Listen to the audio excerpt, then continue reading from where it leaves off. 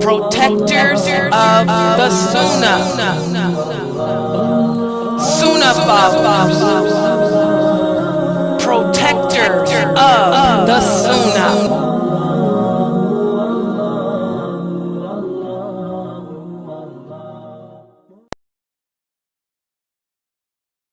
Alhamdulillah, wa salat, wa salamullah, wa rasulullah. Welcome to another session of our Sunnah Followers Hadith class, and we are continuing with the chapter of Heart Softeners from Imam Bukhari's collection. And I like these hadiths because they help to give us hope, because these are hadiths addressing, they're addressing things that the Prophet sallallahu alaihi wasallam told us of. That we can do to help bring us closer to Allah. And also there are things that he said that would also make us cry. And I did the PowerPoint. Where is my PowerPoint? I don't see it. Hold on. Let me try to find the PowerPoint again. And this is it right here. I must not have downloaded it. Let me download it just to make sure. Oh, well. This PC.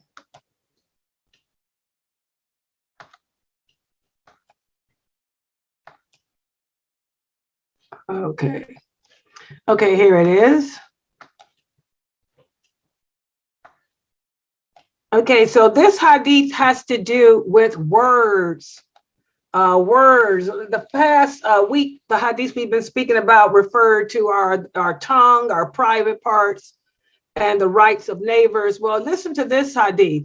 The Prophet sallallahu alaihi wasallam said, a person may say a word that pleases Allah without giving any importance to the word. And because the word pleased Allah, Allah will raise him up higher and closer to him. And then another person may say a word carelessly, which will displease Allah without thinking of the seriousness of it. And because of that, he will be thrown into the hellfire. So again, once again, this is another hadith teaching us to be careful and mindful of our tongue, of what we say out of our mouths. And again, I told you 2 days ago, all the hadiths in this chapter that we're speaking about the tongue, were all said at the same time. This was one khutbah that the Prophet sallallahu alaihi wasallam gave, and all of these hadiths came from that one khutbah where he was speaking about how we need to be careful with the things that we say out of our mouths, because as Muslims, the honor and reputation of another Muslim is sacred. Even our neighbors have rights over us, the guests have rights over us. All of this is the same khutbah, which again, he's emphasizing the importance of being careful, because something may seem to be minor to you, but in the sight of Allah, it was a big thing. And this is how the companions were different than us. They didn't look at their sins as being trivial like we do today. We got Muslims today that are quick to say, oh, this just this little sin. It's just a small sin. No, a sin is a sin, no matter what size it is, because it may be small to you. It is still an action of disobedience to Allah. And anytime we disobey Allah, we incur his anger. Okay, and you could possibly incur his wrath as a repercussion. So the companions, they were careful and mindful of what they said, because they didn't want Allah to think it was so horrible that he would punish them, even if they thought it was something said in jest or in play. So again, another hadith emphasizing the importance of being mindful of what comes out of your mouth. Anyone would like to contribute? Go ahead. Assalamu alaikum wa rahmatullahi wa barakatuh. Wa alaikum salam. It brings a lot. This is a really good hadith because it brings a lot of things to mind, food for thought. Many times we may say something to someone and we really don't mean any harm. It's no harm. You might be teasing them or whatever, but you don't know. You have to be so careful, because it could be, without you knowing, you could be triggering something that's psychologically damaging to them. Or to them, it may be like, ooh, it's mean, but you don't mean for it to be mean. You're saying it in a playful manner, but you have to be so careful because it could be doing some damage. So we do have to, and if we do that, it would, Allah is definitely not pleased with it because Allah is particular about his servants, you know, and you can't just say anything to me. Okay, you can. Oh, shall we wait for like? Oh, I'm sorry. Yeah, that's a video. Yes, And that's right. so, you know, we have to be so careful. We have to be so careful not to step on each other's toes without even meaning to do them any harm, because I've seen it happen, you know, and it could really, really cause some damage. Exactly. And we guys. have to be so careful about what we say. Exactly. Any other comments about this hadith? You know, when you mentioned about the companions, what, you know, came to my mind was the event that between Abu Dar and Bilal, right? Abu Dar, out of his anger, he said something very offensive to Bilal. You know, he called him the son of a black woman. And then when Bilal ran to the Prophet complaining to him, you know, the Prophet Muhammad then, you know, admonished Abu Dar, and Abu Dar, you know, began to cry. He felt sad for, you know, about what he said. So, and then from there on, Abu Dar was very kind, and, you know, he tried to make up for what he said to Bilal. So, I mean, nowadays, when any of us today, when we say something bad about a person, we're not that quick to, Right. you know, ask for forgiveness or whatever, you know, to make up for our mistake. We take our time, we prolong it until, you know, we're in our deathbed or something, you know. So it just brings that to my mind. It shows again, like she said, the faith and the type of belief system that our companions were upon. I mean, just knowing that this was a sign that he still had some jahiliyyah in him. Abu Darda felt so bad. You know, he kissed Bilal's hands and this, you know, was kissing his hands. Oh, please forgive me, my brother.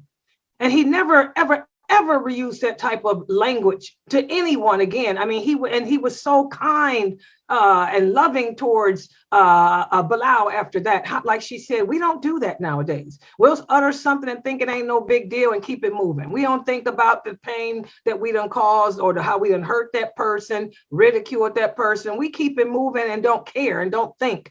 But see, the companions had that ikrami Muslimeens about them, you know, where they were considerate of one another's opinions and feelings and emotions. And this is what we need to do. We need to get back to this. Yes, go ahead, Sister Amina Fresno. Okay. It just, you know, it just makes me think how quick you can say something that'll kill. Words kill. You know, words is something that you cannot take back. And they go in and they stay in that person's mind, and it triggers different things depending on what has happened to that person before in their life. It's just so important to watch your doggone mouth, really. Yes. Watch your words. Exactly. Yes, go ahead, Zarina. Yes, alhamdulillah. This is a reminder again how Islam is for all times, and that's always reiterated in all the classes. So your classes. And we have to always remember that all the time. And we hear the standard for today is, oh, you hear sticks and stones may break my bones, but words never hurt. But that's not true. You can destroy a person, especially a child, with your words. You know, you can build a child up, or you can tear him down. And you can ruin a whole generation by just, you know, the wrong words. So we have to remember it's so important to guard our tongue, because like Sister Mina was saying, you know, we could say something real easy and real quick, but the damage could be extensive. So yeah, I can use today as an example. Look what happened in our class with Dr. Asim. 2 words. What y'all talking about? That ended it. That was it. Dr. Asim was like, end it, cut. That's it. We're done. We're not going no further. We're not moving from this verse. Those two words without, thinking, just carelessly, I don't have an answer, but what we talk? Yeah, I can do it. What we talking about?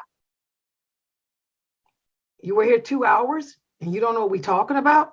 Damage done, cut.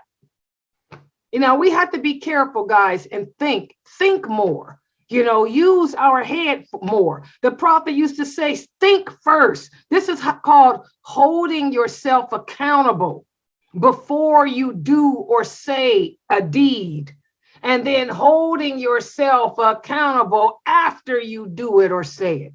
Before you open your mouth, ask yourself, is it worth me trying to make an excuse, or do I just come clean and just say I ain't paying attention?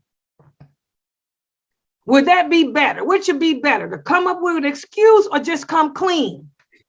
And then after you decide that, hold yourself accountable afterwards. Did I come clean in accordance to what is proper in the sight of Allah? Or did I come clean in a manner that contradicted it? This is why the prophet emphasized that hold ourselves accountable before we speak and after we speak. Hold ourselves accountable before we act and after we act. Because if we do it quickly, that can help matters. But once it's done, it's done. Y'all saw that today. I didn't even get to the people past the S's. I knew the T's and the Z's had the answer. I couldn't even get to them because 2 words. What you talking about? 3 words. What you talking? Well, 4. What you talking about? That was it. You wasted our time. 2 hours sitting here and you don't know what we talking about. We're wasting our time, especially when one is a bona fide professor and gets paid to do this, that he's doing for free. The other one who could get paid to do it, but she's doing it too. So cut, it's over. We have to be careful, guys. Be mindful of the words, because the tongue is like a sword. Once it comes out, it makes its cut. You can't go and mend it up. It's hard to mend it up, put it that way. All right. I want to thank everybody for joining and participating in this session. Tomorrow, we have so many classes. I was just sitting here looking over, just to remind everybody, tomorrow starts at 6. We have the Quran Tajweed with Dr. Asim, Surah El-Masad.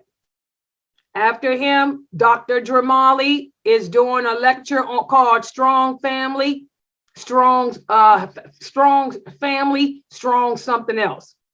After that, right after is my lecture on the second principle of belief. I'm going to give y'all a quiz. I'm letting y'all know now. I'm not going to even make it a lecture. I'm going to make it a quiz. So what I talked about today, which was the first principle of belief in Allah, I don't want that response that's still getting thousands of hits. Where I call on you, I'm gonna call on y'all. I'm letting y'all know now. I'm calling on you who don't say nothing. If I ask you to tell me what is the first principle of belief, don't sit here and give me all these excuses as to why you ain't paying attention in class. Because that's what I'm gonna do. Ask that question first tomorrow. So y'all better go look to the video on YouTube. Those of you who weren't here, or those of you who were too busy with life. Okay. And then after that class, I have the resurrection. Yeah, the resurrection is at 9 o'clock. That's another last, that's 5. Then we got 6. After that, my hadith class. We got a lot of lectures tomorrow. Full house Saturdays and Sundays are packed here.